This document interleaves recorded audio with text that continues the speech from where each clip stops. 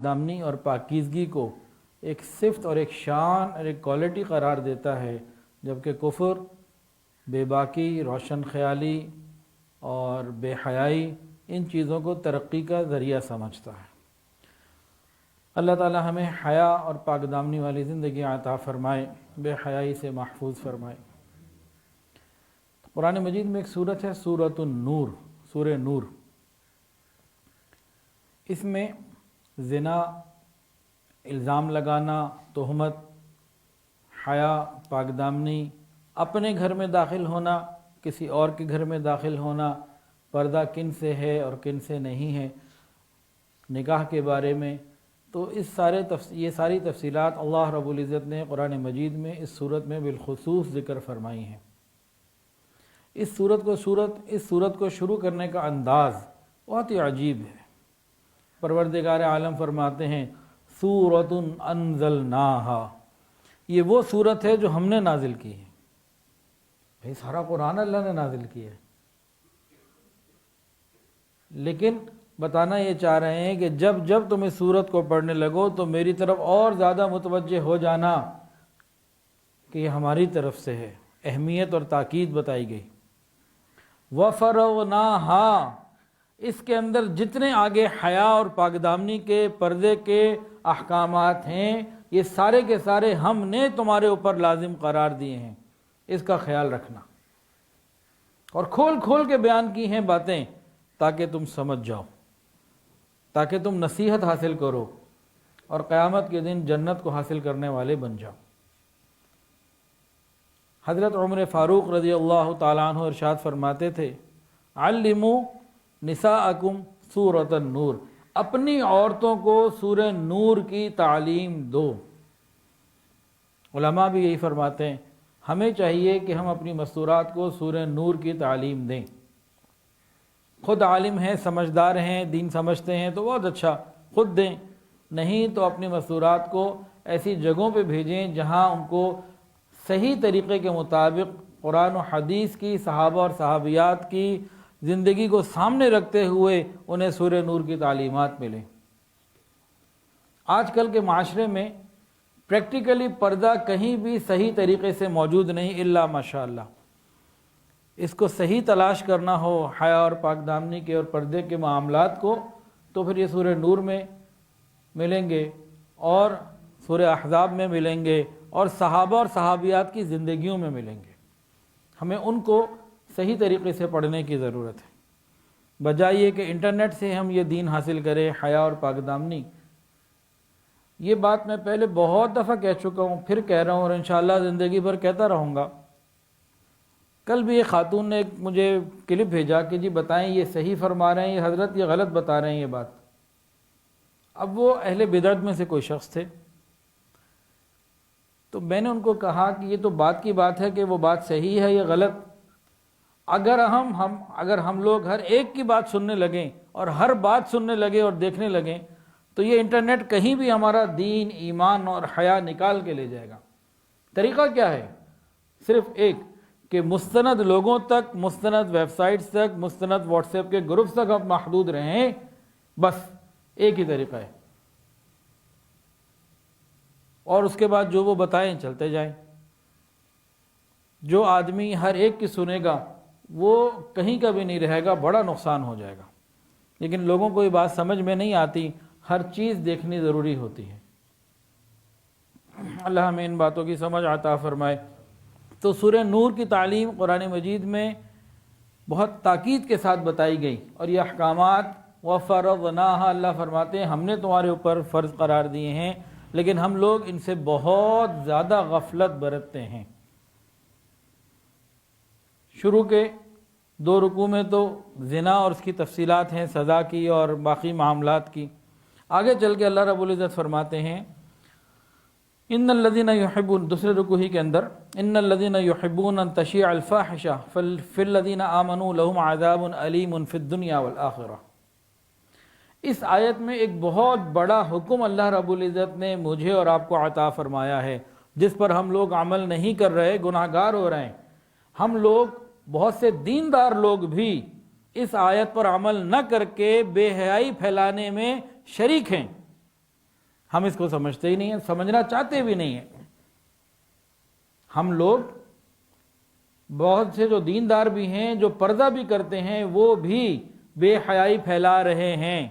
آپ کہیں گے جی یہ کیسے ہو سکتا ہے؟ وہ کیسے بے حیائی پھیلا رہے ہیں؟ وہ خود جو پردہ کر رہا ہے، جو پاک دامن ہے، لیکن بے حیائی پھیلا رہا ہے۔ ایسے بھی بہت سارے لوگ ہیں، بتا دوں کہ رہنے دوں؟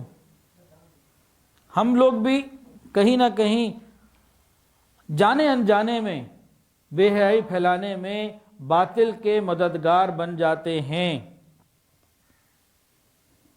اس آیت میں قرآن مجید میں فحش چیزوں کا، بے حیائی کی باتوں کو بند کرنے کا، ختم کرنے کا ایک راستہ بتایا ہے۔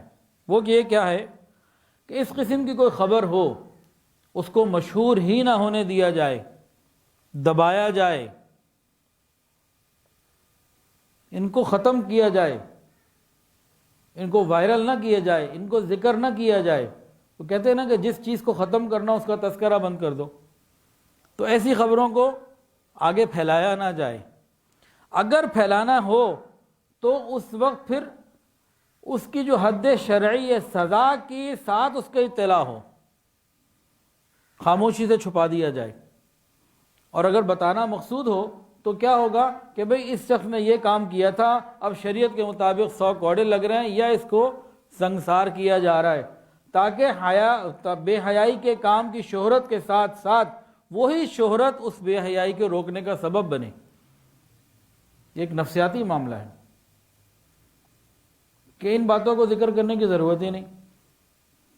اگر کہیں بتانا ہو کہ جی فلاں ایسی جگہ کوئی واقعہ پیش آ گیا، تو پھر یہ بھی ساتھ پکے صحیح اور شرعی ثبوت کے ساتھ بتایا جائے، اور یہ بتایا جائے کہ بس اس کے بعد اب ان کے یہ کوڑے لگنے ہیں یا سنگسار ہونا ہے، یہ معاملہ ہونا ہے، تاکہ یہ شہرت خود بخود بے حیائی کے روکنے کا سبب بنے۔ یہ پاکیزہ تعلیمات ہے قرآن کی، جس پر ہمیں عمل کرنا نصیب نہ ہو سکا۔ ہم کیا کرتے ہیں، کوئی خبر آئی کہ وہاں یہ ہو گیا بے حیائی کا، یہ فلاں بندے نے، وہ کوئی بھی مشہور آدمی ہو، اور اس کو ہم نے جناب آگے وائرل کرنا شروع کر، دیکھو جی کیا ہو رہا ہے۔ تو یہ دیکھو جی کیا ہو رہا ہے، یہ بے حیائی کی ترغیب میں ہم شامل ہو رہے ہیں، ہم بے حیائی کو پھیلانے میں، عذاب علیم کی بشارت میں ہم شامل ہو رہے ہیں۔ وہ کیسے؟ دیکھیں، جب بھی اس قسم کی خبریں روز بروز ہم اخبار میں، سوشل میڈیا پہ، انٹرنیٹ پہ کہیں بھی دیکھیں گے، پڑھیں گے، سنیں گے، تو کیا ہوگا؟ بار بار سن کے ان کی کراہت ہمارے اندر سے ختم ہوتی چلی جائے گی، ہم یوزڈ ٹو ہو جائیں گے، پھر وہ برائی ہمیں برائی نہیں لگے گی، اور پھر نفس اور شیطان پیچھے ہیں، وہ ہمیں بھی آگے کہیں بڑھا دیں گے، ہم نہیں بڑھے، ہماری اولادوں کو بڑھا دیں گے۔ تو نقصان تو ہے ہی مسلمانوں کا کہ اس سے بے حیائی پھیلتی ہے۔ ایسی خبر پھیلانی ہی نہیں چاہیے۔ اگر پھیلانی ہو تو شریعت یہ کہتی ہے کہ جو اس کی ہولناک سزائیں مقرر کی گئی ہیں ان کے اعلان کے ساتھ ہو، تاکہ اس کا انسداد، روک تھام آٹومیٹیکلی ہو جائے۔ اور ہم کیا کرتے ہیں، ہمیں کہیں کسی کی بے حیائی کی خبر مل جائے تو اس کو کہیں نہ کہیں ذکر ضرور کرتے ہیں۔ یہ ذکر کرنا بغیر شرعی ثبوت اور سزاؤں کے، یہ ہمارے لیے بے حیائی پھیلانے کے برابر ہے۔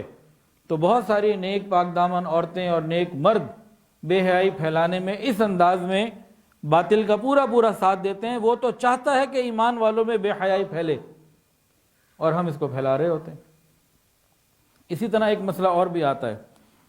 اب کہیں قرآن مجید کی ایک تصویر آئے گی واٹس ایپ کے اوپر، وہ گڈر کے اوپر رکھا ہوا ہے، یا اور ایسی کوئی بات، کوئی غلط بات، بہت بری بات، اور نیچے لکھیں گے لعنت کر کے شیئر کریں۔ یہ کیا جہالت ہے؟ ان باتوں کو ختم کرنا چاہیے کہ وائرل کرنا چاہیے؟ پھر کسی قادیانی کی یا کوئی اور باطل کی کوئی بات ہوتی ہے، کسی بھی باطل کی، وہ مسلمانوں کے حلقے میں نہیں پہنچا سکتے، وہ میرے اور آپ کے گھر نہیں پہنچا سکتے۔ اب وہ اس عنوان سے بھیج دیتے ہیں کہ ہم باطل کو سمجھنے اور سمجھانے کے لیے لوگوں کو بتائیں یہ ہو رہا ہے جی۔ جہاں تک وہ اپنی بات نہیں پہنچا سکتے، ہم پہنچاتے ہیں، ان کی بات کی تشہیر کرتے ہیں۔ ہمیں کیا کرنا چاہیے؟ اندھیرا اگر ہے نا تو شور مچانے سے اندھیرا اندھیرا اندھیرا اندھیرا دور نہیں ہو جائے گا، وہاں روشنی جلا دیجیے، اندھیرا خود بھاگ جائے گا۔ ہمیں ہمیشہ حیا کی، نیکی کی، مثبت بات کو پھیلانے کی ضرورت ہے، دوسری باتیں خود بخود ختم ہو جائیں گی۔ بس ایک پہلو کو ہم سامنے رکھیں تو بہت آسانی ہے۔ سورہ نور کے اندر جہاں تیسرا رکوع شروع ہو رہا ہے، یا ایھا الذین آمنوا لا تدخلوا بیوتا، چوتھا رکوع، یا ایھا الذین آمنوا لا تدخلوا بیوتا غیر بیوتکم حتی تستأنسوا وتسلموا علی اہلها ذلکم خیر لکم لعلکم تذکرون۔ یہاں سے کچھ اور احکامات ہیں جو قرآن مجید نے ہمیں عطا فرمائے ہیں، اور ہم قرآن مجید کے ان واضح اور صریح احکامات جو الفاظ ربانی میں قرآن میں موجود ہیں ہم عمل نہیں کرتے۔ حضرت عبداللہ ابن عباس رضی اللہ عنہما فرماتے ہیں کہ ہم لوگ گھروں میں داخل ہونے کے احکامات جب پورے نہیں کرتے تو ہم پورا قرآن کے خلاف کر رہے ہوتے ہیں۔ پورے قرآن میں ابھی ہم نے عصر کی نماز کتنے رکعت ادا کی ہے عمران بھائی؟ چار ہی ادا کیے نا۔ یہ قرآن مجید کی کس آیت میں حافظ صاحب؟ کسی آیت میں نہیں۔ وتر 3 رکعت ہے نا، دعائے قنوت پہلی رکعت میں پڑھنی ہے کہ تیسری قرآن میں کہیں نہیں ہے۔ اپنے گھر میں کیسے داخل ہونا ہے یہ قرآن میں ہے۔ گھر میں کوئی دھوبی والا آ جائے، عورت نے اس سے کیسے بات کرنی ہے یہ قرآن میں ہے۔ گھر میں کوئی سبزی والا آ جائے، دودھ والا آ جائے، اس سے کوئی لین دین کرنا ہے یہ قرآن میں ہے۔ دعائے قنوت کب پڑھنی اور کب نہیں پڑھنی یہ قرآن میں نہیں ہے۔ ایک رکعت میں 2 سجدے کرنے ہیں کہ 4 سجدے کرنے ہیں، اس کی تفصیلات قرآن مجید میں نہیں ہیں۔ لیکن کن سے پردہ کرنے اور کن سے پردہ نہیں کرنا یہ قرآن میں ہے۔ عورت نے گھر سے باہر نکلنا ہے تو کیسے نکلنا ہے یہ قرآن میں ہے۔ اور جب ہم ان احکامات پر عمل نہیں کرتے تو حضرت عبداللہ ابن عباس رضی اللہ تعالیٰ عنہما فرماتے ہیں کہ ہم قرآن مجید کا نعوذ باللہ انکار کر رہے ہیں عملاً۔ اپنے گھر میں اور دوسروں کے گھروں میں آنے جانے کے احکامات، گھر سے باہر نکلنے کے احکامات قرآن مجید میں موجود، کس سے پردہ ہے اور کس سے نہیں یہ قرآن مجید میں موجود۔ اور جب ہم اس پر عمل نہیں کر رہے تو ہم عملاً قرآن مجید کا انکار کر رہے ہیں۔ یہ صحابی رسول کی بات بتا رہا ہوں۔ اور حضرت عبداللہ ابن مسعود رضی اللہ تعالی عنہ، ان کی زوجہ فرماتی ہیں کہ حضرت عبداللہ ابن مسعود رضی اللہ تعالی عنہ جب بھی گھر میں داخل ہوتے، اپنے گھر میں اپنی بیوی ہے، اپنے بچے ہیں، کسی اور کا گھر نہیں، کوئی غیر محرم نہیں، اطلاع کر کے آتے تھے، آواز دے رہے ہیں، کھنکار رہے ہیں، کسی بھی طریقے سے گھر والوں کو پتہ لگ جائے کہ بھئی اب بندہ گھر میں آ رہا ہے۔ یہ آج بھی الحمدللہ جہاں حیا کی کچھ تعلیم باقی رہ گئی ہے وہاں بھی یہ تفصیلات موجود ہیں۔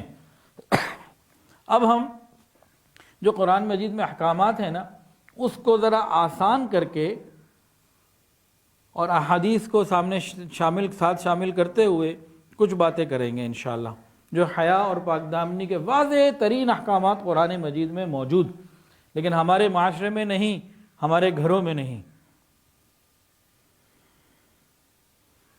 ایک گھر ہے، اس کے اندر میاں بیوی، اس کے بالغ بچے، نابالغ بچے، اس کے والدین موجود ہیں، اس کی بیوی ہے، اور بیوی کے ساتھ اس گھر میں شوہر بھی ہے اور شوہر کے بھائی یعنی کہ بیوی کے دیور اور جیٹھ وغیرہ بھی ہیں، یعنی ایک جوائنٹ فیملی ہے جس کے اندر مرد بھی ہیں، عورتیں بھی ہیں، چھوٹے بڑے ہیں، سب ہیں۔ اب ان لوگوں نے گھر میں کیسے رہنا ہے اس کو تھوڑا سا ہم سمجھتے ہیں۔ ان باتوں کو سمجھنا ہے، لیکن ان باتوں کو سمجھنے سے پہلے ایک اور بات ہمیں سمجھنی ہے۔ 2 لفظ ہیں جی، ایک ہے حجاب اور ایک ہے پردہ، یہ دونوں الگ الگ چیزیں ہیں۔ 2 لفظ کون سے بتائیں جی؟ حجاب اور پردہ، سوری، حجاب اور پردہ تو ایک ہی چیز ہے، 2 چیزیں ہیں، ایک ہے ستر اور ایک ہے پردہ۔ ایک ہے ستر اور ایک ہے پردہ۔ پردے کو عربی میں حجاب کہتے ہیں اور حجاب کو اردو میں پردہ کہتے ہیں، تو 2 چیزیں الگ الگ ہیں، ایک ہے ستر اور ایک ہے پردہ یعنی حجاب۔ پردہ محرم سے کیا جاتا ہے غیر محرم سے؟ بتائیں، پردہ محرم سے کیا جاتا ہے کہ غیر محرم سے؟ پردہ محرم سے کیا جاتا ہے؟ ہاں، پردہ کن سے کیا جاتا ہے؟ محرم سے غیر محرم سے؟ پردہ کیا جاتا ہے غیر محرم سے، اور ستر کیا جاتا ہے محرم سے۔ یہ دو چیزیں الگ الگ ہیں۔ ان دونوں چیزوں کو اگر ہم نے صحیح طریقے سے سمجھ لیا تو بہت ساری چیزیں ہمارے لیے آگے سمجھنا آسان ہو جائیں گی۔ اس لیے میں نے کئی سوال پوچھے تاکہ الرٹ رہیں، کیونکہ بات اہم ہے۔ تو دو چیزیں ہیں، ستر اور پردہ۔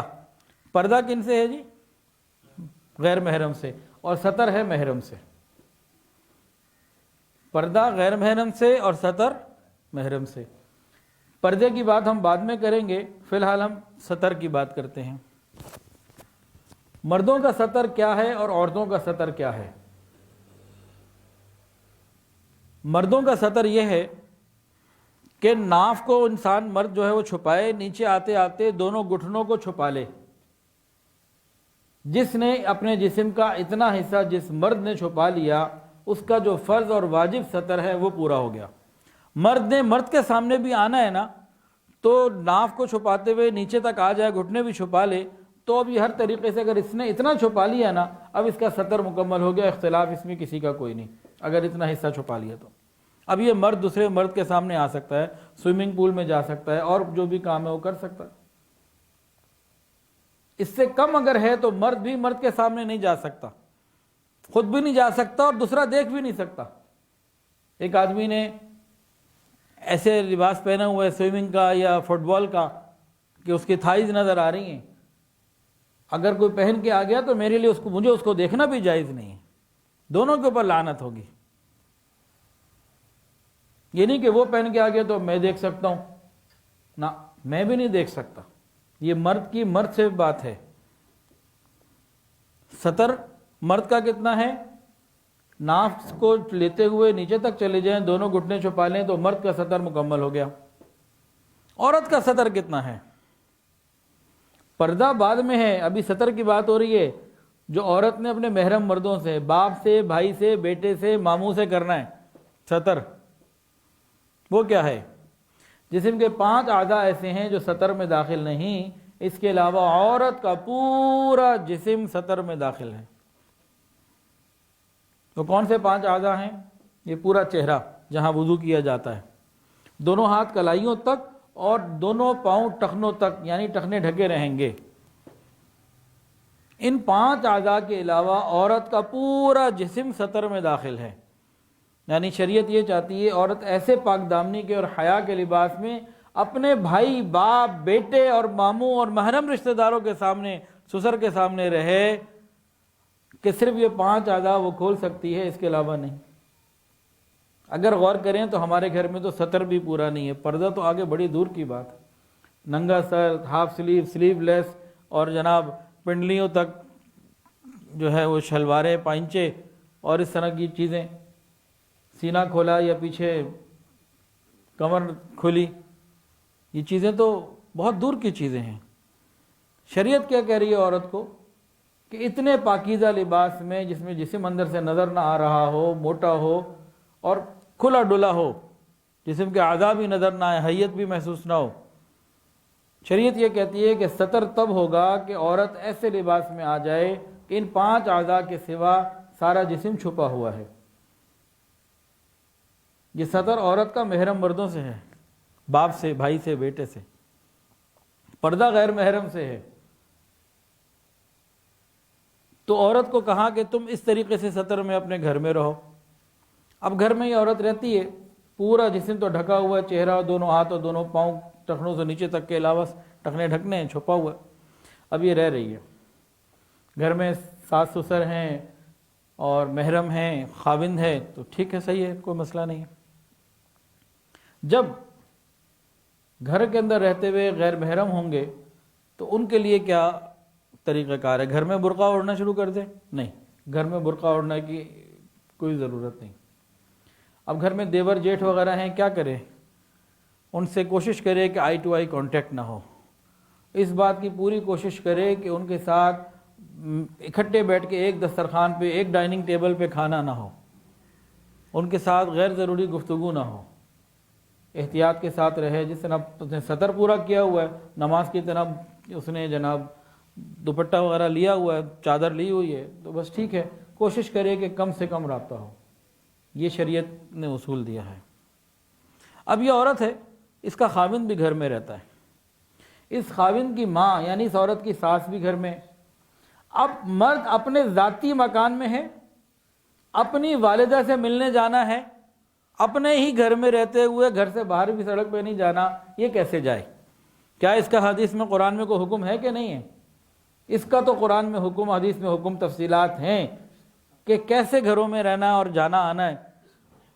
لیکن مغرب میں 3 رکعتیں ہیں کہ 4، یہ قرآن مجید میں نہیں ہے. یہ سمجھانے کی کیا بات ہو رہی ہے کہ نماز جیسی اہم عبادت، اس کی تفصیلات اللہ نے اپنے نبی سے فرمایا آپ بتائیے، اور نبی علیہ الصلوۃ والسلام نے سمجھائی. لیکن یہ حیا اور پاک دامنی والی تفصیلات خود قرآن میں اللہ نے ذکر فرما دی. اب ایک جوان مرد ہے، اسے اپنی سگی ماں کے پاس جانا ہے، کیسے جائے؟ جب یہ حکم آیا، ایک صحابی نے پوچھا یا رسول اللہ اپنی ماں کی خدمت کے لیے میں جاتا ہوں، کیسے جاؤں؟ میں تو چلا جاتا ہوں. کہ نہیں، پوچھ کے جاؤ. میں تو خدمت کے لیے جاتا ہوں. نہ پوچھ کے جانا ہے، بتا کے جانا ہے. جب انہیں بات صحیح سمجھ میں نہ آئی نا، تو آقا نے پوری طرح سمجھانے کے لیے ان کو بات ایسی کر دی کہ اب قیامت تک ہر باحیا اور غیرت والے مرد کو سمجھ میں آ جائے گی. نبی علیہ الصلوۃ والسلام نے ارشاد فرمایا،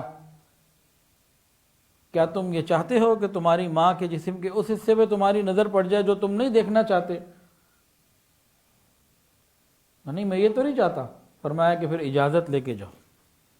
شریعت کتنی پاکیزہ ہے، اولاد کو سگی ماں کے کمرے میں جانے کے لیے بھی کہہ رہی ہے اطلاع لے کے جاؤ، اطلاع دے کے جاؤ.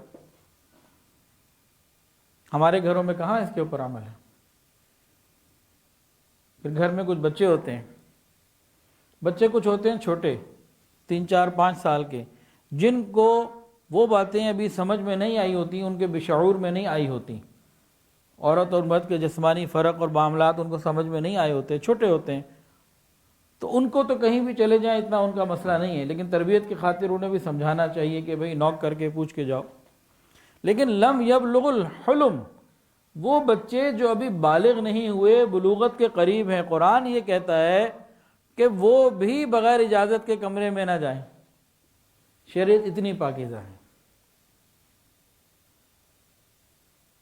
اور ہمارے ہاں کتنے گھروں میں دیور ہے، جیٹھ ہے، گھر میں رہنے والے دیور کے جیٹھ کے بچے ہیں، کہیں بھی کسی بھی کمرے میں بالغ ہیں چلے جاتے ہیں. یہ شریعت کے خلاف ہے، قرآن مجید کے حکم کے خلاف ہے. یعنی عملاً قرآن کا انکار ہے اگر ہم کسی کے گھر میں جا رہے ہیں اور اجازت نہیں لے رہے اور پورا حکم پورا نہیں کر رہے.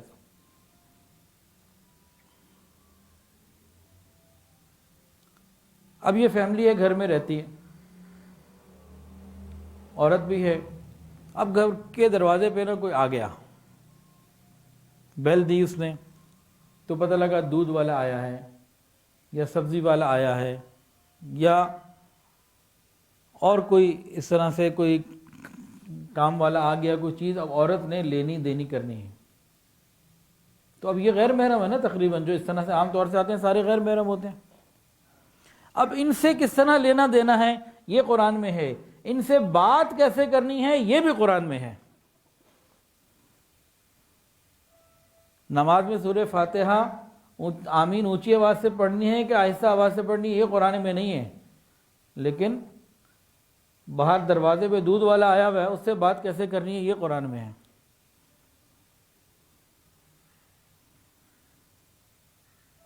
اب کیسے بات کرنی ہے؟ قرآن مجید میں اللہ رب العزت فرماتے ہیں عورتوں کو، پاک دامن عورتوں کو فرمایا کہ دیکھو اگر کوئی تمہارے دروازے پہ مرد آ رہا ہے اور کوئی چیز لینی دینی کرنی ہے، وَإِذَا سَأَلْتُمُوهُنَّ مَتَاعًا فَاسْأَلُوهُنَّ مِنْ وَرَاءِ حجاب.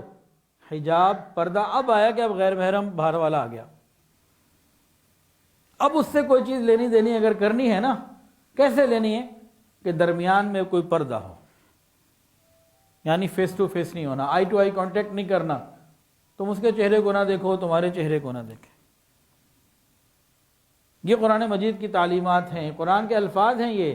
وَإِذَا سَأَلْتُمُوهُنَّ مَتَاعًا فَاسْأَلُوهُنَّ مِنْ وَرَاءِ حِجَابٍ۔ آج کل تو باہر سے ہوٹلوں سے ڈیل منگواتے ہیں نا، تو بھائی اگر کوئی بھی چیز منگوائی، اب دروازے پہ کوئی آ گیا غیر محرم، اب عورت اس کے سامنے نہیں آئے گی۔ جو پاکیزہ گھرانہ ہے، جو شریعت نے بتایا ہے، وہ تو نہیں آئے گی۔ اب اس سے بات کیسے کرنی ہے؟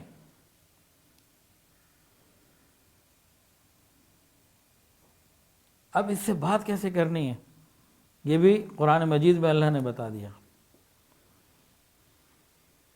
نماز میں کس رکعت میں کون سی سورت پڑھنی ہے، فجر میں کیا پڑھنا سنت ہے، اور عشاء میں کیا پڑھنا، اور مغرب میں کون سی صورتیں پڑھنا، تلاوت کی، قرآن کی تلاوت کون سی صورت کی کرنا، یہ قرآن میں نہیں ہے۔ حالانکہ وہ تو اللہ سے ڈائریکٹ بات چیت ہے نا، وہ قرآن میں نہیں ہے۔ غیر محرم دروازے پہ آیا ہے دودھ دہی والا، اس سے بات کیسے کرنی ہے، یہ قرآن میں ہے۔ یہ بھی بتا دوں، رہنے دو۔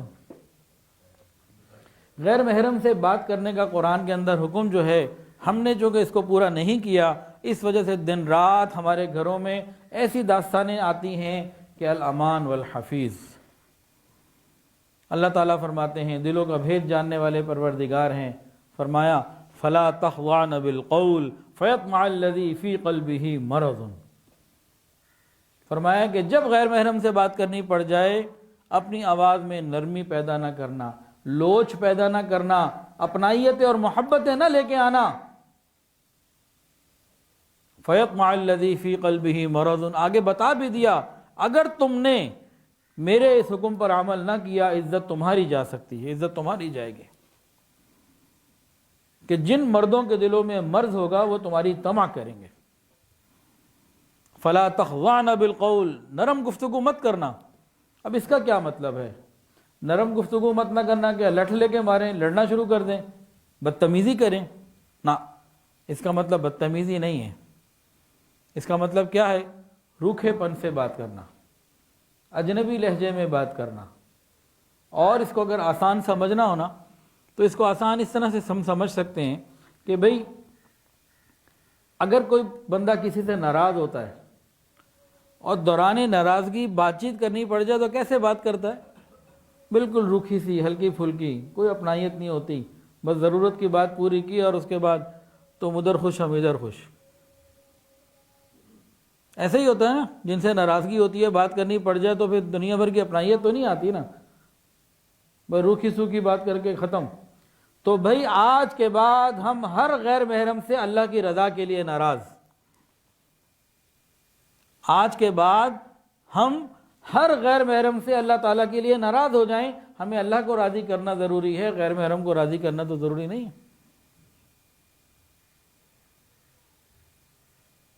تو ہمیں اپنی ماؤں کو، بیٹیوں کو، بہنوں کو، بچیوں کو یہ بات سمجھانے کی ضرورت ہے۔ یہ قرآن کا حکم ہے کہ غیر محرم سے بات کیسے کرنی ہے۔ کون باپ ایسا ہے جس نے اپنی بچی کو یہ بات سمجھائی اور بتائی ہو؟ ہمارے معاشرے میں ان چیزوں کا تصور ہی کوئی نہیں۔ فلا تخضعن بالقول، قرآن کہہ رہے نرم گفتگو مت کرنا۔ غیر محرم سے بات کرنے کا اصول کیا ہوگا؟ اگر کوئی بات 2 جملوں میں پوری ہو سکتی ہے تو 3 جملہ نہ بولیں، مختصر بات کریں روکھے پن سے۔ کیا ہوگا؟ یہ عورت کی عزت محفوظ رہے گی۔ اگر ہم نے، ہمارے معاشرے نے اس حکم کو پورا کیا ہوتا تو ہمارے گھروں میں، معاشرے میں جو بے حیائی کی بے حساب داستانیں آ گئی ہیں یہ نہ ہوتی۔ کرو بات ساری رات، سحر تا افطار لگاتار، یہ ساری رات جو پیکیجز چل رہے ہوتے ہیں یہ نہ ہوتے اور عزتیں محفوظ ہوتی۔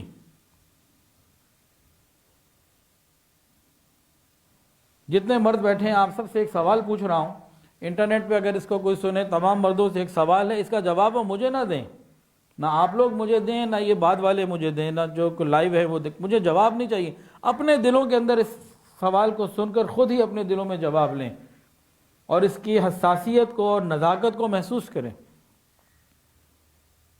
تقریباً ہر شخص کو ہم میں سے موجود کبھی نہ کبھی غیر محرم سے بات کرنے کا موقع ملا ہوگا، اور غیر محرم نے 2 طریقوں سے بات کی ہوگی۔ ایک قرآن کے مطابق فلا تخضعن بالقول، روکھے پن سے، اور دوسرا اپنائیت کے ساتھ۔ ہم اپنے دلوں میں غور کریں کہ جس نے روکھے پن سے بات کی، کیا دل کیا ہمارا دوبارہ اس سے بات کرنے کا؟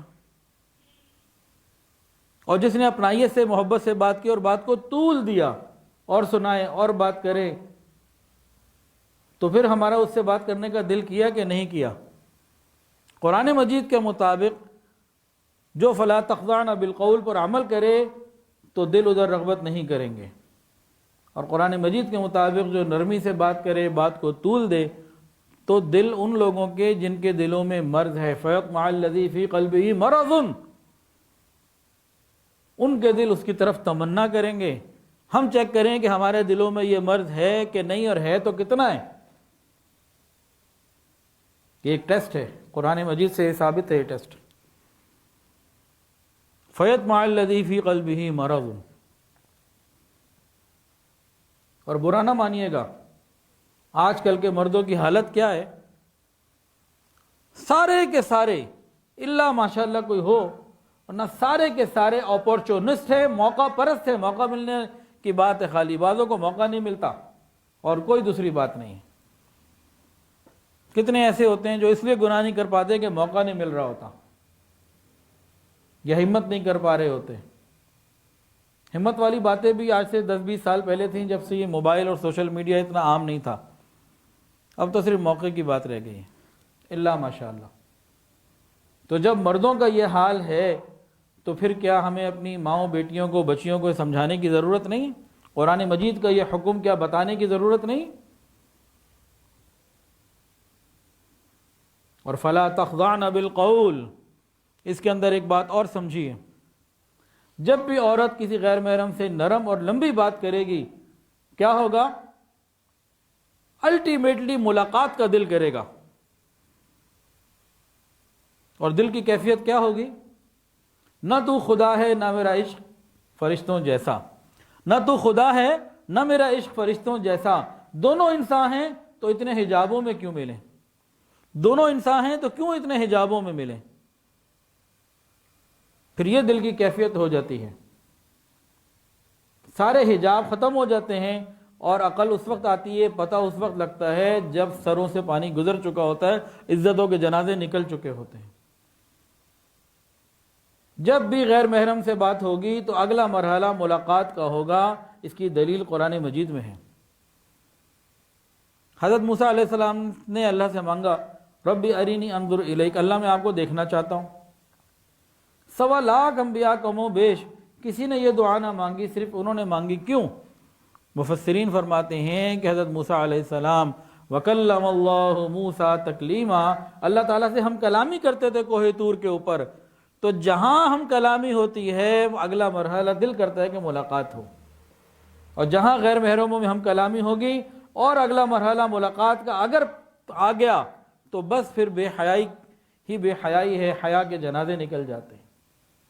تو قرآن نے تو پہلے سٹیپ پہ روکا ہے اور بتا بھی دیا، فَيَطْمَعَ الَّذِي فِي قَلْبِهِ مَرَضٌ، جن مردوں کے دلوں میں مرض ہوگا وہ تمہاری طمع کریں گے۔ اور آج کل کے مردوں کا حال سارے کے سارے موقع پرست ہیں، الا ماشاءاللہ۔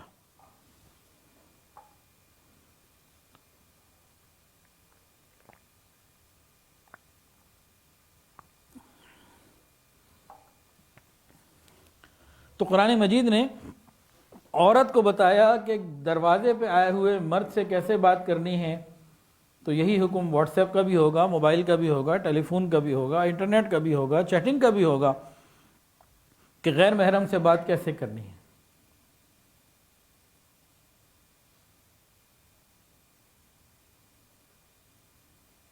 میں آپ کو کیا کیا سناؤں۔ کچھ دن پہلے بھی ایک صاحب اپنی بچی کا حال سنا رہے تھے، آنسوؤں سے رو رہا تھا، آنسوؤں سے رو رہا تھا۔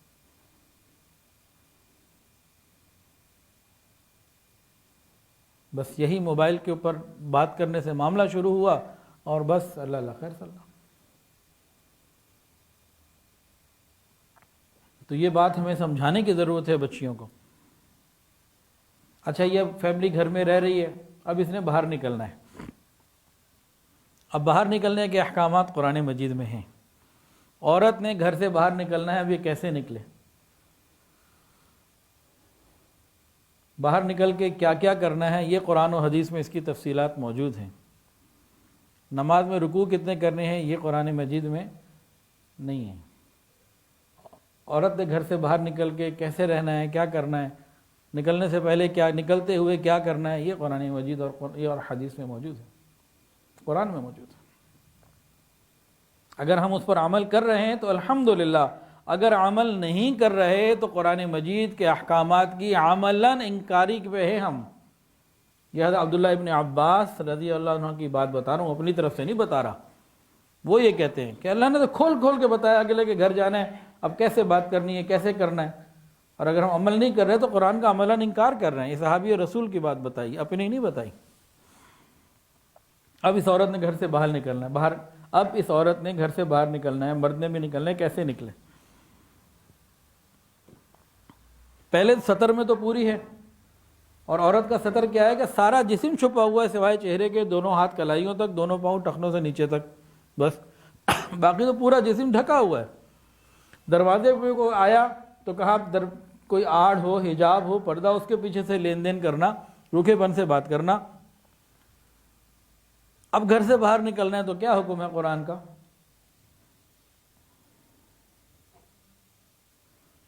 یدنین علیہن من جلابیبہن، یہ قرآن مجید کا حکم ہے کہ جب گھر سے باہر نکلنا ہو تو بتایا کہ اے باحیا عورتوں، پاک دامن عورتوں، اپنی اوڑھنیوں کو اور لٹکا لیا کرو۔ اب جس کا سطر پہلے سے پورا ہے، اس نے اب جو اوڑھنی کو لٹکانا ہے تو اب کیا چھپے گا؟ منہ چھپے گا، ہاتھ چھپیں گے یا پاؤں؟ بتائیں، منہ چھپے گا نا۔ وہ کہتے ہیں جی قرآن مجید میں چہرے کا پردہ ہے ہی نہیں۔ بھئی پورا جسم تو پہلے چھپا ہوا ہے، اب اوڑھنیاں کدھر لٹکانی ہیں؟ بتائیں، چہرے پر ہی لٹکانی ہے نا۔ وہ کہتے ہیں جو قرآن مجید میں تو چہرے کا ہے ہی نہیں۔ قرآن مجید میں وَلَا يُبْدِينَ زِينَتَهُنَّ، اپنی زینت نہ دکھاؤ، چہرے پہ ہی تو سب سے زیادہ زینت ہوتی ہے۔ بچی کا رشتہ کرنا ہو تو لڑکے والے کیا دیکھتے ہیں؟ ہاتھ، پاؤں، یا سب سے پہلے چہرہ؟ اور پھر مفسرین نے باقاعدہ اپنے طلباء کو یدنین علیہن من جلابیبہن عمل کر کے دکھایا کہ انہوں نے اپنی چادر اس طریقے سے اوڑھ لی کہ صرف ایک آنکھ کھلی رکھی، باقی پورا چہرہ چھپا لیا، کہ قرآن یہ کہہ رہا ہے۔ یہ مفسرین نے بتایا کہ قرآن کی چاہت یہ ہے کہ دو آنکھ بھی نہ کھولو، ایک ہی کھول لو، ایک سے گزارا ہو سکتا ہے تو دوسری سے بھی بچ جاؤ۔ تاہم علماء فرماتے ہیں کہ دونوں آنکھیں کھلی رہیں اور برقع اگر پہن لے تو یہ بہت آسانی سے باہر نکل سکتی ہے، کوئی مسئلہ نہیں۔ اچھا، برقع کیسا ہونا چاہیے؟ خوب لشکارے دار، چمکدار، شاکنگ پنک کلر کا، اور اس پہ ایمبرائڈری بھی ہوئی ہو خوب، اور اس پہ ذرا سی لائٹ پڑے تو چمک جائے، اور باریک اتنا کہ اندر سے جسم کا جو اوپر لباس پہنا ہوا ہے نا وہ بھی نظر آئے، یا ٹائٹ اتنا کہ جسم کے اعضاء نظر آئیں، ایسا ہونا چاہیے۔ اور اسکارف جناب بڑا ڈیزائن والا، کلرفل اور خوب مزیدار، اور میچنگ کا یہ کلر اور وہ کلر، اور کہ دور سے دیکھنے والا دیکھے کہ اس برقعے کے اندر حور کی بچی جا رہی ہے، چاہے چڑیل کی بہن ہی کیوں نہ ہو۔ اس قسم کے برقعے یہ شریعت کے ساتھ مذاق ہے، یہ پردہ نہیں ہے، یہ حیا اور پاک دامنی نہیں ہے، یہ اللہ اور اس کے رسول کی تہذیب نہیں ہے۔ برقع کیسا ہو؟ سادہ، ڈارک کلر کا، بلیک کلر کا ہو، بہت مناسب، کھلا ڈلا، موٹا، تاکہ جو شریعت کی خواہش ہے وہ پوری ہو، حکم پورا ہو۔ اس قسم کے برقعے یہ تو بہت تکلیف دہ باتیں ہیں۔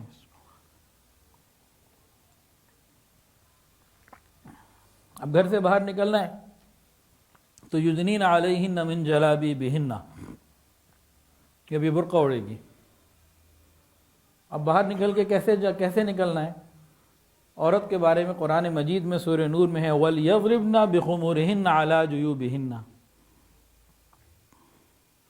یہ زمین کے اوپر اتنی زور سے پاؤں بھی نہ مارے کہ اس کے چوڑیاں پہنی ہوئی ہیں، کوئی جسم کے اوپر کوئی زیور ہے تو ان کی کھنکھناہٹ بھی کسی غیر محرم کو آ جائے۔ کیسی چال ہو؟ فجاءت احداہما تمشی علی استحیاء، ایک عورت کی چال کیسے ہو یہ بھی قرآن میں ہے، حیا والی۔ کیٹ واک قرآن مجید میں نہیں ہے، یہ بے باکی والی چال قرآن مجید میں نہیں ہے، حیا والی چال۔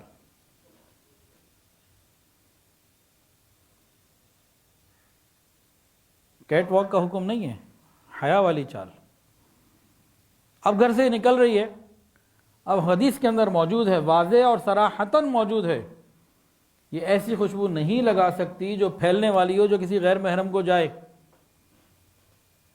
فرمایا کہ ایسی عورت جو ایسی خوشبو، وہ عورت جو ایسی خوشبو لگائے جو کسی غیر محرم کو جائے، یہ ایسی ویسی ہے۔ محدثین فرماتے ہیں کہ اس سے مراد نبی علیہ السلام کی یہ ہے کہ وہ عورت کردار کی ٹھیک نہیں، جو تیز خوشبو لگا کے باہر نکلتی ہے، برقع بھی ہو، تیز خوشبو بھی نہ ہو پھیلنے والی، اور ایسا کوئی پاؤں بھی زور سے نہ لگایا جائے، زمین پہ مارا جائے کہ کوئی آواز اس کی پہنے ہوئے زیور کی باہر آئے۔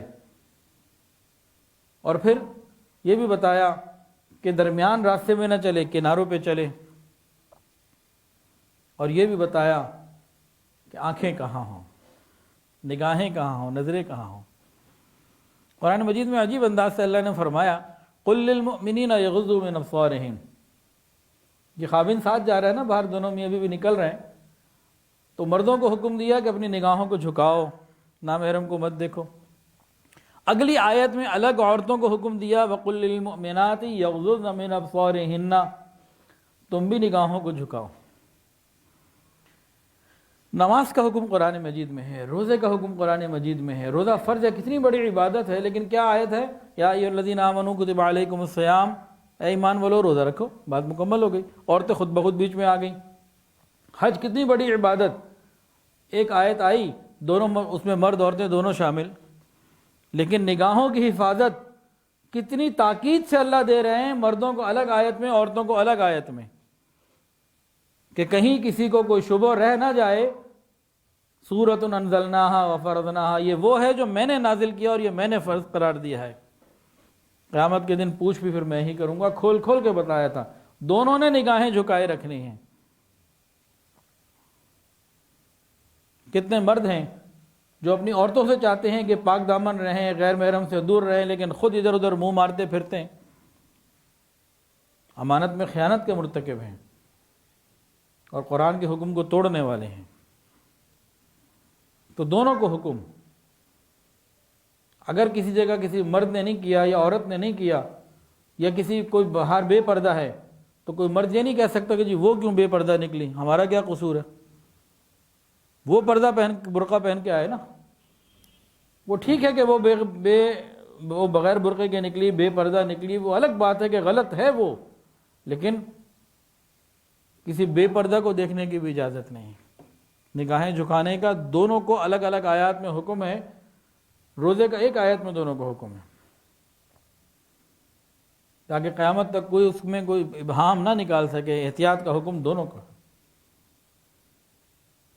اب اگلے کے گھر پہنچے، جہاں جانا تھا، مثال چچا کے گھر جانا تھا یا سسرال جانا تھا، بہرحال جہاں بھی جانا تھا پہنچ گئے۔ اب قرآن مجید میں وضاحت سے موجود ہے اس کے گھر میں کیسے جانا ہے۔ سورہ نور میں کتنا ہی ہمارا تعلق کیوں نہ ہو، کتنی ہی محبتیں کیوں نہ ہوں، الفتیں کیوں نہ ہوں، اجازتیں کیوں نہ ہوں، لیکن اگر اندر غیر محرم ہیں، دوسرے لوگ ہیں، تو پاکیزہ طریقہ، حیا والا طریقہ، اسلام کا، قرآن مجید کا طریقہ کیا ہے کہ دروازہ نوک کیا جائے یا بیل دی جائے، گھنٹی دی جائے یا موبائل پہ کال کی جائے، اندر اطلاع کی جائے۔ باہر کھڑے رہنا ہے، سڑک پہ، عام طور سے مین گیٹ جو ہوتے ہیں سڑکوں پہ ہوتے ہیں نا، سڑک پہ گلی میں کھڑے ہیں۔ اب شریعت کیا کہتی ہے، تم اندر بھی نہیں جھانک سکتے، دروازے میں بعض دفعہ جھرری ہوتی ہے، کوئی ایسی چیز ہوتی ہے کہ انسان اندر جھانک سکتا ہے، نظر آ سکتا ہے اندر کار پورچ ہوتا ہے، عام طور سے گیراج ہوتا ہے، یا کوئی کھلی جگہ ہوتی ہے، اس کے بعد ایک اور دروازہ ہوتا ہے، پھر اندر ڈرائنگ روم یا بیڈ روم وغیرہ اور اندر ہوتے ہیں۔ مین گیٹ کے ساتھ بیڈ روم میں نے تو کبھی کسی کے گھر میں نہیں دیکھا۔ شریعت یہ کہتی ہے تم باہر مین گیٹ پہ سڑک پہ کھڑے ہو، تمہارا رشتہ دار بھی ہے، دوستی بھی ہے، محبت بھی ہے، تم اندر نہیں جھانک سکتے۔ کتنی پاکیزہ ہے شریعت۔ فرمایا جس نے اندر جھانک کے دیکھا اور اندر والے نے کوئی چیز ماری، پتھر مارا اور اس کی آنکھ پھوٹ گئی تو ٹھیک ہے، اس کو حق تھا یہ کیوں دیکھ رہا ہے اندر۔ اور فرمایا کہ جس نے اندر دیکھا یہ گویا اندر بغیر اجازت کے داخل ہو گیا۔ جو اتنی پاکیزہ شریعت ہو کہ دروازے پہ کھڑے ہو کر کسی کے گھر میں کے اندر نہیں جھانک سکتے، تو چھتوں میں جا کے دوسروں کے گھروں میں جھانکنا، فلیٹوں میں کھڑکیوں سے دوسروں کے گھروں میں جھانکنا، یا سوشل میڈیا کے ذریعے یا کسی بھی طریقے کے ذریعے دوسروں کی ذاتی معاملات میں جھانکنا، ان کی زندگیوں میں جھانکنا، یہ کیسے اللہ اجازت دے سکتے ہیں؟ جستجو وہاں کیا ہوا، اس کے ساتھ کیا ہوا، وہ کیا کرتا ہے، وہ کیا کرتا ہے، اس کی کہانی سناؤ، اس کی داستان سناؤ، اس کا پوچھ اس کا بتا۔ جو شریعت سڑک پہ کھڑے ہو کے رشتہ دار کے گھر میں اندر گیراج میں نظر ڈالنے کی اجازت نہیں دیتی، وہ دوسروں کی زندگیوں میں جھانکنے کی کیسے اجازت دے سکتی ہے؟ خود سوچے بندہ۔ اب باہر کھڑے ہوئے داخل ہونے کیسے داخل ہوں گے؟ اس کے احکامات باقاعدہ قرآن و حدیث میں موجود۔ 3 دفعہ انسان بیل دے سکتا ہے یا نوک کر سکتا ہے، جواب آ جائے تو بہت اچھا، نہیں تو واپس چلا جائے۔ اگر وہ اندر سے منع کر دے تو بھی برا نہ مانے، واپس چلا جائے، اپنی شان کے خلاف نہ سمجھے۔ اور اگر اندر وہ پوچھ لیں کون ہے تو جواب کیسے دینا چاہیے؟ بعض لوگ کہتے ہیں میں ہوں۔ میں کیا ہوتا ہے یہ؟ بعض لوگ خاموش رہتے ہیں۔ یہ خاموشی کیا ہے؟ یہ اگلے کو تکلیف پہنچانا ہے۔ میں ہوں، یہ میں کیا ہے؟ اس کے بارے میں ذرا واقعات سن لیجئے۔ ایک شخص نے رسول اللہ صلی اللہ علیہ وسلم سے اس طرح سے اجازت حاصل کی اور باہر سے کہا کیا میں اندر گھس جاؤں؟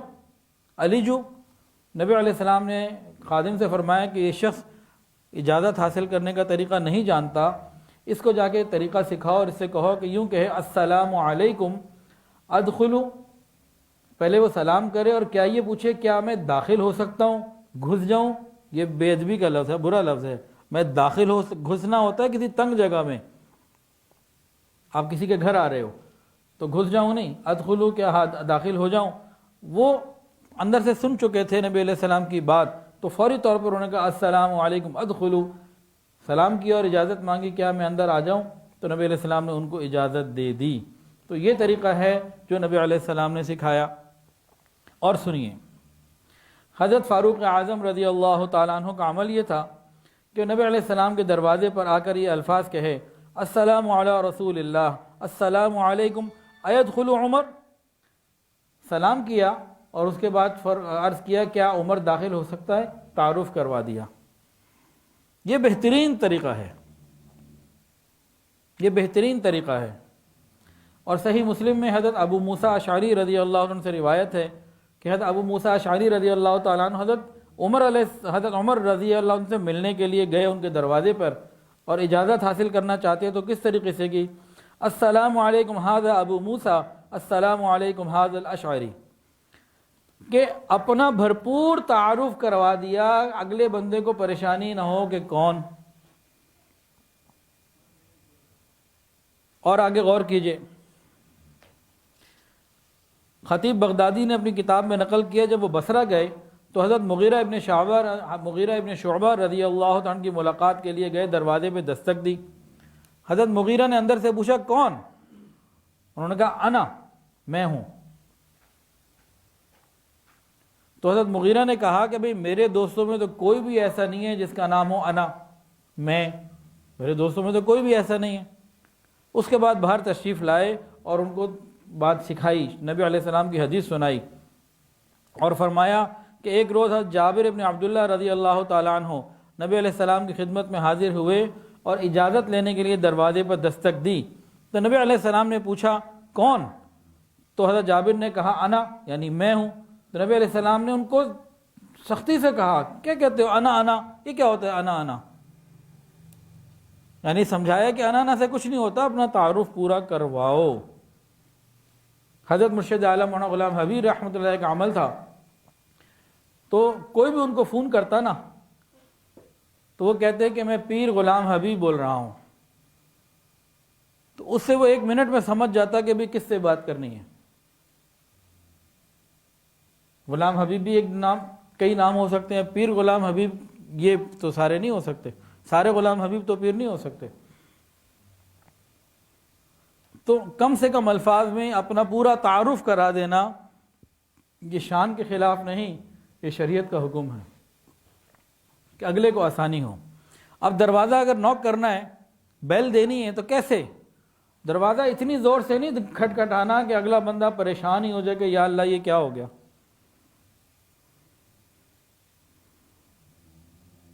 تو وہ بھی مناسب طریقے سے، نرم انداز سے، بہت زیادہ نہیں، ان کو اٹھا دیں۔ اور اصل کے اندر کیا ہوتا ہے، جب انسان کسی کے دروازے پر آئے تو دوسرے بندے کو مانوس کرنے کی فکر کرے، انسیت کو حاصل کرے۔ جب ایسا انداز اختیار کرے گا، ایسی بات ہوگی کہ دوسرے بندے کی انسیت وہ حاصل کر سکے گا، تو دونوں کے اندر رابطہ آسان ہوگا۔ تو ایسا طرز تخاطب یا ایسی کوئی بات جس سے وحشت یا پریشانی آئے، یہ بھی شریعت کے حکم کے خلاف ہے۔ پورا تعارف کروا دینا یہ نبی علیہ الصلوۃ والسلام کی سنت ہے، اور اس کے اوپر صحابہ نے عمل کیا۔ تو یہ قرآن مجید کے احکامات ہیں جو حیا، پاک دامنی، پاکیزگی کو قائم رکھنے کے لیے ہیں، لیکن آج ہمارے گھروں میں ان چیزوں کا کوئی وجود نہیں ہے، ان احکامات پہ کوئی عمل نہیں ہے۔ حضرت عبداللہ ابن عباس رضی اللہ عنہ فرماتے ہیں کہ اپنے گھروں میں اور دوسروں کے گھروں میں آنے جانے کے احکامات جو شریعت کے عمل نہ کرنا، یہ قرآن مجید کے الفاظ کی، احکامات کی عملاً انکار ہی ہے، یہ گناہ ہے، اور ہمیں اس کی فکر بھی نہیں۔ جب اس طرح حیا اور پاک دامنی کے معاملات ہوں گے تو گھروں میں اور زندگیوں میں آسانیاں ہوں گی، اور یہ اس طرح عزتوں کے خراب ہونے کے واقعات نہیں ہوں گے۔ شریعت بہت پاکیزہ ہے، پاکیزگی کا ہی درس دیتی ہے۔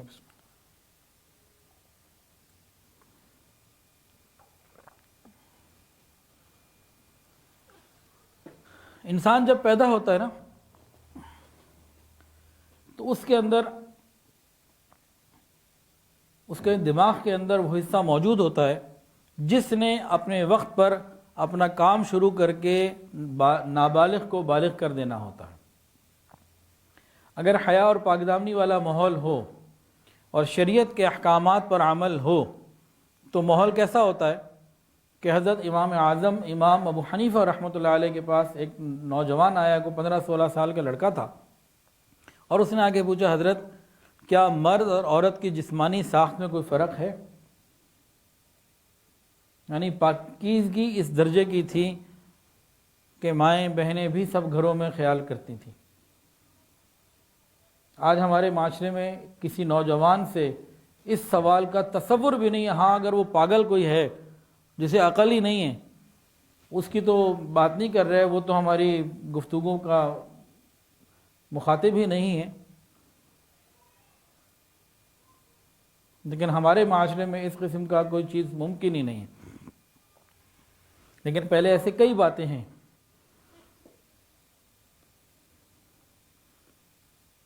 ہمارے معاشرے میں نہیں ہے۔ اور ایک اور معاملہ اس وقت جو بہت خطرناک حد تک بڑھتا شروع ہو چکا ہے، پاکستان میں شروع ہو چکا ہے اور یورپ میں بہت خطرناک حد تک آگے بڑھ چکا ہے، اور وہ بڑھتا چلا جا رہا ہے۔ ہم چونکہ شریعت کو چھوڑ کر بے حیائی اور بے باکی کے راستے پر ہیں، ہمارا جسم ہماری مرضی کے راستے پر ہیں، اس لیے ہم بھی وہیں پہنچیں گے جہاں وہ آج ہیں۔ وہ اور زیادہ بے حیائی میں بڑھ رہے ہیں، ہم بھی اسی طرف چل رہے ہیں۔ چند سالوں بعد، چند دہائیوں کے بعد ہم بھی وہیں ہوں گے اگر ہم نے کوئی حیا اور پاک دامنی کے لیے عملاً قدم نہ اٹھائے تو، اور ہم اس کے لیے بالکل تیار نہیں ہیں۔ آج ہمارے گھروں میں جتنے یہاں بیٹھے ہیں نا، آج ہمارے گھروں میں ہماری عورتیں کہیں میں نے شرعی پردہ کرنا ہے، تو ہمارے ہی گھر میں کوئی نہ کوئی اس کے خلاف لڑنے کے لیے تیار ہو جائے گا۔ ہمارے ہی گھروں میں ہماری ہی کوئی عورت، بیوی کہہ دے، بیٹی کہہ دے، بہو کہہ دے کہ مجھے شرعی پردہ کرنا ہے، ہمارے ہی گھروں میں لڑائیاں شروع ہو جائیں گی، کر کے دیکھ لیں، کہیں دور جانے کی ضرورت نہیں ہے کہ جی مجھے پھپھا سے پردہ کرنا ہے، مجھے دیور جیٹ سے پردہ کرنا ہے، مجھے بہنوئی سے پردہ کرنا ہے، مجھے ان تمام لوگوں سے پردہ کرنا ہے جس کا قرآن نے کہا۔ میں قرآن کی تعلیم کے مطابق پردہ کرنا چاہتی ہوں۔ اگر ہمارے گھر میں کوئی عورت یہ کہہ دے تو آپ دیکھ لیجئے گا ہمارے ہی گھروں میں لڑائیاں شروع ہو جائیں گی۔ ہم تو اس کے لیے بھی تیار نہیں ہیں۔ ہماری عورتوں کے نام کیا ہیں؟ فاطمہ، زینب، خدیجہ، رقیہ، ام کلثوم، عائشہ، حفصہ، یہی نام ہے نا۔ جن پاکیزہ عورتوں کے ناموں پر ہماری بچیوں کے نام ہیں، اگر یہ بچیاں کہیں کہ ہم نے پردہ بھی ویسا کرنا ہے تو ہم تیار نہیں ہوں گے۔ اول تو وہ خود بھی تیار نہیں ہیں، اگر ہو بھی جائیں تو پھر ہم تیار نہیں ہیں۔ اور ایک خیال آتا ہے کہ خدا نہ خواستہ قیامت کے دن ان پاکیزہ عورتوں نے ہماری عورتوں کے اوپر مقدمہ کر دیا، یا اللہ انہوں نے نام ہمارے پاکیزہ استعمال کیے اور کام ان کے ہالی ووڈ، بالی ووڈ اور لالی ووڈ والے تھے۔ ہمارا مقدمہ ہے کہ یا تو یہ ہمارے نام استعمال کر کے اس کی لاج رکھتی یا پھر ہمارے نام ہی نہ رکھتی، کہ ان کے ہاں جن کے کام کرتی تھیں، جن کے لباس پہنتی تھیں، پھر نام بھی انہیں جیسے رکھ لیتی، پھر ہم مقدمہ بھی نہ کرتے۔ کیا بنے گا ہمارا؟ اچھا، بات ہو رہی تھی کہ یورپ کے اندر اس وقت بالغ ہونے کی جو عمر آ چکی ہے نا، وہ تقریباً 8 سال کامن ہو رہی ہے، اور انٹرنیٹ کی بعض چیزوں کے مطابق 7 سال بھی آ گئی ہے، اور وہ کہتے ہیں کہ ان کی فور کاسٹنگ یہ ہے کہ آئندہ آنے والے وقت میں 6-6.5 سال کا بچہ بچی بھی ہمارے ہاں بالغ ہونے لگے گا۔ اس کے اوپر میں نے 2-3 ڈاکٹروں سے بھی ریسرچ کی، پوچھا، معاملات پوچھے ان سے، جو کچھ انہوں نے بتایا سمجھانے کے لیے چند باتیں بتا دیتا ہوں، لیکن جو کچھ ہمارے معاشرے میں ہو رہا ہے وہ میں کھول نہیں سکتا کہ ہمارے گھروں میں کیا ہو رہا ہے، ہمارے معاشرے میں۔ میں امریکہ کی، روس کی اور جاپان اور کوریا کی کہانیاں نہیں، ہمارے ہی گھروں میں، معاشرے میں ارد گرد جو ہو رہا ہے وہ بھی نہیں سنا سکتا۔ لیکن ہمارے گھروں میں اب کیا ہونا شروع ہو گیا ہے، ہمارے معاشرے میں بعض اطلاعات کے مطابق 8 سال کا بچہ اور بچی، 9 سال کا بچہ اور بچی ہمارے اس لاہور میں، کراچی میں بالغ ہونا شروع ہو چکے ہیں۔ نہیں تو ہاسپٹلز میں جائیے، پتہ کر لیجئے۔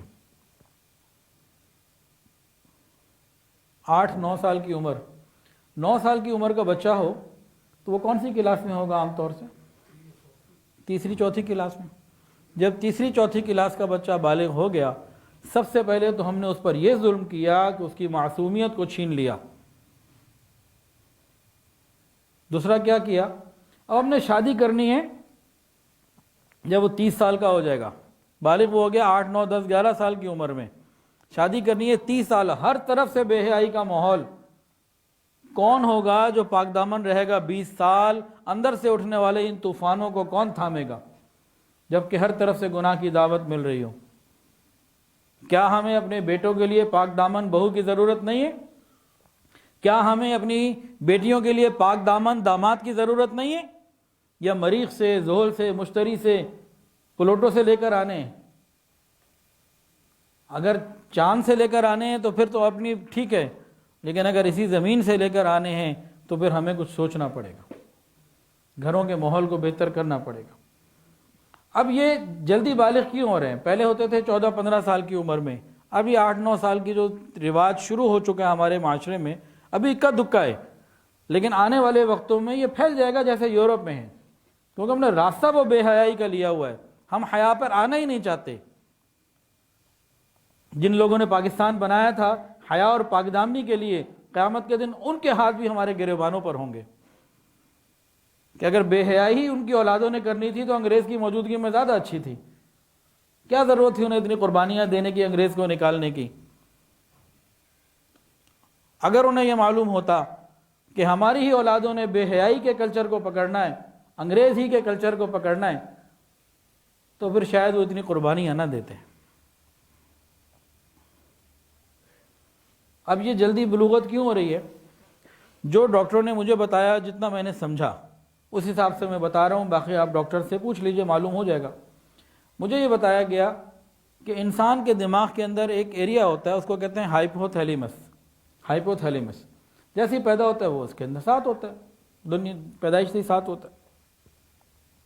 تو اس میں اس کا فنکشن کیا ہوتا ہے کہ جب اس کو وہ باتیں جب شعور کے وقت معلوم ہونی چاہیے اور وہ 14-15 سال کی عمر میں کچھ اندازے لگنے شروع ہوتے ہیں، تو اس کو جب وہ بار بار سگنل ملتے ہیں نا کہ اس کو وہ باتیں معلوم ہونا شروع ہو رہی ہیں، تو ہائپوتھیلیمس کا فنکشن یہ ہے کہ وہ ہارمون ریلیز کرتا ہے اور بچے کو بالغ کر دیتا ہے. لڑکا ہو یا لڑکی اس کو بالغ کر دیتا ہے.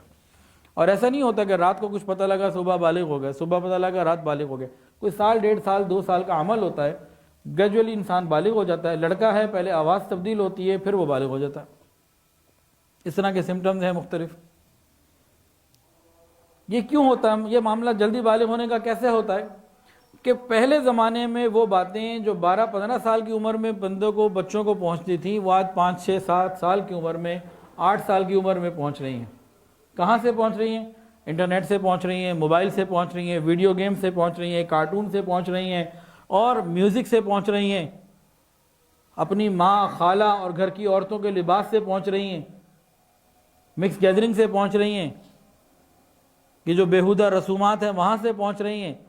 جب ہر طرف سے اس کو اس قسم کی باتیں جلدی ملنے لگیں گی تو ہائپوتھیلیمس کو جیسے ہی سگنل ملتے ہیں کہ یہ بچہ، اس کو وہ باتیں ملنی شروع ہو چکی ہیں، وہ سمجھتا ہے اس کو تو اس کا وقت آ گیا، وہ اپنا فنکشن شروع کر دیتا ہے اور جناب 8 سال 9 سال کی عمر میں بچہ بالغ. جو 10 سال کی عمر میں بالغ ہو جائے، اور شادی تو ہم نے بہت دیر سے کرنی ہوتی ہے، قرآن کے اس حکم کو، حدیث کے اس حکم کو بھی ہم نے پورا نہیں کرنا ہوتا، تو 20 سال 18 سال 15 سال بے حیائی کے اس طوفانی ماحول میں کیسے کوئی پاک دامن رہے. اب وقت مکمل ہو چکا، اگلی اتوار کو اس سے آگے انشاءاللہ العزیز ہم بات کو لے کے چلیں گے. یہ حیا اور پاک دامنی کے مختلف انداز، اور یہ انشاءاللہ بھی چند بیانات اس پہ چلیں گے. اللہ تعالیٰ سے دعا ہے اللہ تعالیٰ ہم سب کو حیا اور پاک دامنی والی زندگی عطا فرمائے. وآخر دعوانا ان الحمدللہ رب العالمین.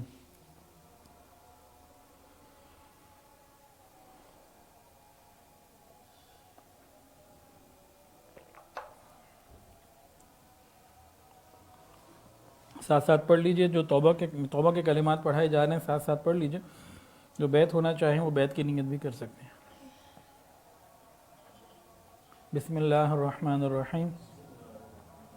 لا الہ الا اللہ محمد رسول اللہ.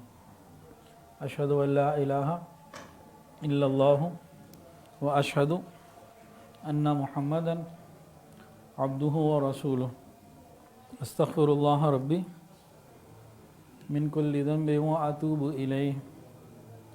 استغفر اللہ ربی من کل ذنب و اتوب الیہ.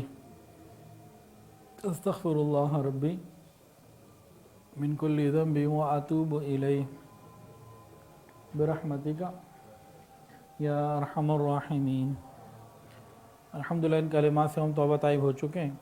6 معمولات ہیں، اگر پابندی سے کریں گے تو انشاءاللہ دلوں میں اللہ کی محبت آئے گی. پہلی چیز ہے استغفار، استغفر اللہ ربی من کل ذنب و اتوب الیہ. دوسری چیز ہے درود شریف، اللہم صلی علی سیدنا و مولانا محمد وعلی آل سیدنا و مولانا محمد وبارک وسلم.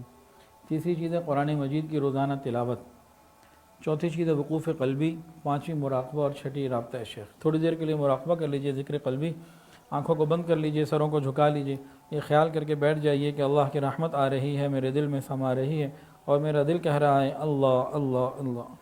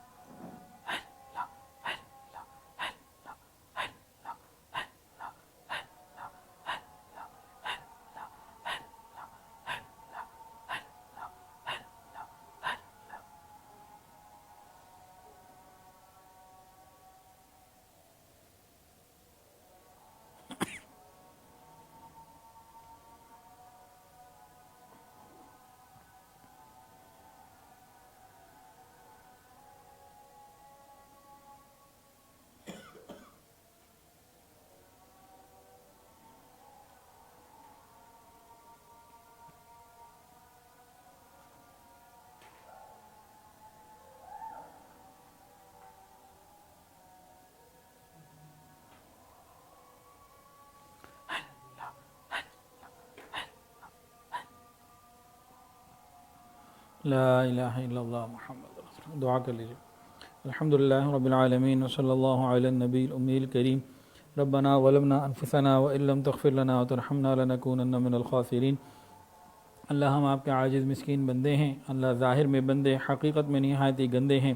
یا اللہ ہمارے دلوں کی گندگیوں کو دور فرما, ہمارے سینوں کو اپنے نور سے منور فرما, ہمارے دلوں کو اپنی یاد سے آباد فرما. رب کریم سینوں کو اپنی محبت سے لبریز فرما, خطاؤں سے درگزر فرما, عیبوں کی پردہ پوشی فرما. رب کریم اپنی رحمتوں کی پشت پناہی نصیب فرما. رب کریم سر کے بالوں سے لے کر پاؤں کے ناخنوں تک نیکی تقوی عطا فرما. حیا اور پاک دامنی والی زندگی عطا فرما.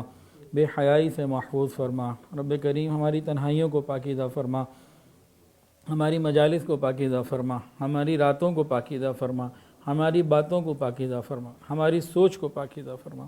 یا الہ العالمین جو صاحب اولاد ہیں ان کی اولادوں کو نیک و کار فرما, والدین کی آنکھوں کی ٹھنڈک بنا, متقیوں کا امام بنا. اللہ اولاد کی خوشیاں عطا فرما, اولاد کے غموں سے محفوظ فرما. رب کریم جن گھروں میں جوان بچے بچیاں موجود ہیں قدر دان رشتے عطا فرما, والدین کے لیے فرائض نبھانے آسان فرما. یا الہ العالمین ہم پر اپنی خصوصی رحمت کی نظر فرما. یا الہ العالمین ہم سب کو رزق حلال آسان فراخ اور بابرکت عطا فرما, حرام اور مشتبہ سے محفوظ فرما. رب کریم ہم میں اور ہمارے گھروں میں جو بیمار ہیں شفا عطا فرما, جو پریشان ہیں پریشانیوں کو دور فرما, جو مقروض ہیں قرضوں کی ادائیگی کے آسان اسباب